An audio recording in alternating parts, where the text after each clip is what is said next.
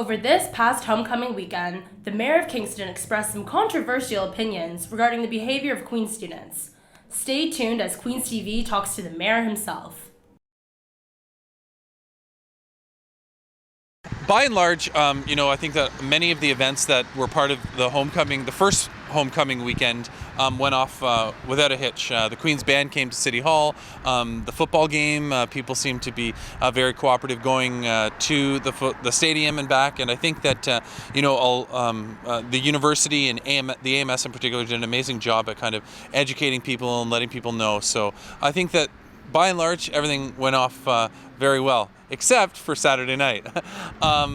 It was disappointing for me to see some students engaged in the activities that we've witnessed in years before on Aberdeen Street. And there's a lot of costs that's associated with that. In particular, the fact that we had 103 police officers on that night, many of them which were being paid overtime.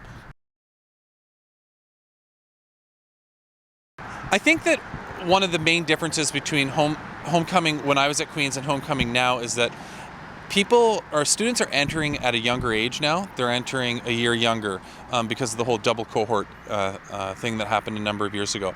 And as a result, I think we're ending up with many more students that are younger and can't get into bars.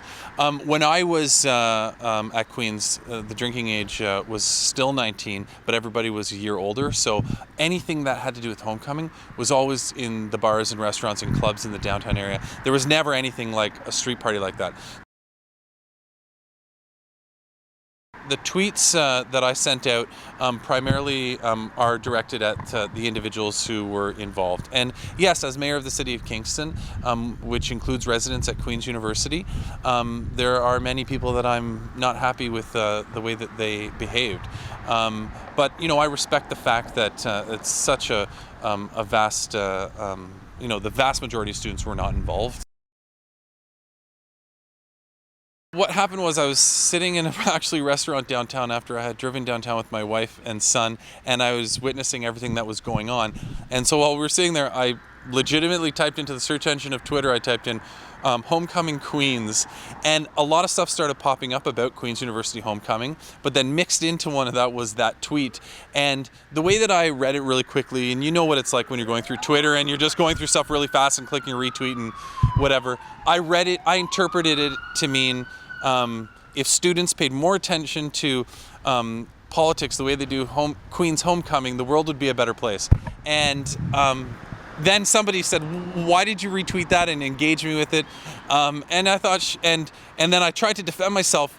And then when she asked me to delete it, I said, "Sure." So I went back, and then when I read it that time, I realized, okay, now I totally understood why she was offended by it and why most women would be offended by it. So that's why I removed it right away at her request. And I regret having retweeted it. I should have just paid more attention to what I was retweeting.